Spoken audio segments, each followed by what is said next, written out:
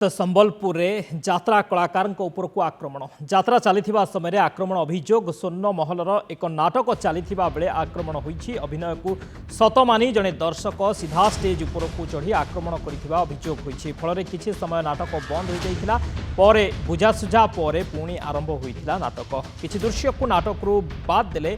नाटक चली पारिबो बोली कहिथिले दर्शक संबलपुर एभली दृश्य देखा मिलता यात्रा कलाकार को आक्रमण करथिले यात्रा चली समय आक्रमण अभियोग स्वर्ण महलर एक नाटक चली बेले आक्रमण होती अभिनय को सत मानी जड़े दर्शक सीधा स्टेज उपर को चढ़ी जाते और आक्रमण करते फल किसी समय नाटक बंद हो जाता पर बुझासुझा पर पुणी आरंभ होता नाटक किसी दृश्य को नाटक बाद दे नाटक चली पारिबो बोली कहिथिले दर्शक। समीर षडंगी संबलपुर रिपोर्टर आम सहित फोन लाइन रही। समीर कौन सूचना रोचे नाटक चली बेले कहीं दर्शक स्टेज उपर को चढ़िले आक्रमण कले कौन से दृश्य थिला कहीं बाद देवाई दर्शक माने एभली कहिसंती देख सकती जदि आम देखा गतकाली जो दृश्य बर्तमान समय सामना को आसी यात्रा स्वर्ण महल चली संबलपुर में यारी भितर जिते गोटे नारी चरित्र को नहीं गोटे नुआ नाटक एथर दर्शक पाखे भेटी देता यात्रा स्वर्ण महल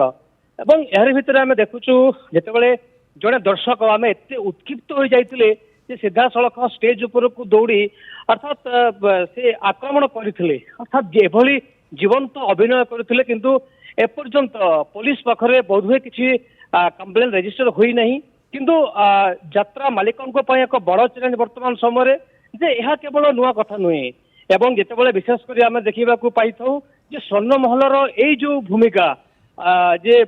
प्रकृत में डिस्प्यूट कौटी रोची कौ विशेषकर कौ दृश्य को नहीं ये घटना घटी वर्तमान समय यात्रा मालिक हो बा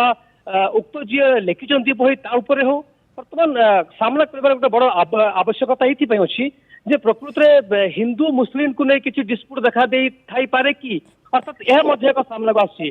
तेणु किभली भाव में समाज रे समस्ते समान यह किभली भाव में करा पारिबो एवं एक निखुण नारी चरित्र को नहीं यात्रा जितेबाला तैयारी करुछि यात्रा तो ये दृश्य पई आमे पूर्व देखी जो मूल्य भाव में संबलपुर में बोतल माड़ करा एवं गतकाली पाखापाखि राति 2टा समय एभली घटना आम जो भिजुआल देखा तार एक्सक्लूसिव चित्र आप नंदीघोष टीवी देखी पारुथिबे जड़े दर्शक भाई भाव में सीधा स्टेज ऊपर को जाई आक्रमण करिसंती एवं जहाँ मुझे कहूली स्वामी पछे नरक को जीवी भली एक नुआ नाटक भेटी देइथिला यात्रा स्वर्ण महल एवं भेटरेन अभिनेता सुभाष बेहरा को से अभिनय करुले अंपटे एभली दृश्य निश्चित भाव में यात्रा प्रेमी हूँ कि यात्रा कलाकार हूँ किंतु यार भितर कमिटी दायित्व कौन कमिटी बड़ चैलेंज कि भाव में लोकों को बुझासुझा करें। ठीक अच्छे निश्चित भाव में अनेक अनेक धन्यवाद समीर आपन सूचना संबलपुर यात्रा कलाकार उपर को आक्रमण होती यात्रा चली समय आक्रमण होता परवर्ती समय किसी समय यात्रा को बंद रखा जाइथिला बुझासुझा करने जे यात्रार एक अंश विशेष एक दृश्य एक अभिनय एक नाटक ता संपृक्त व्यक्ति को बुझासुझा करने यात्रा पुणी थे स्वाभाविक होता किंतु ये दृश्य वर्तमान समय अनेक प्रश्न सृष्टि करुच्ची नाटक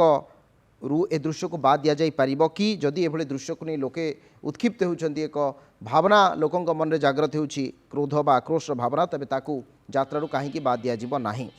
नाटक स्वर्ण महल गतकाली परिवेषण करा जाउथला।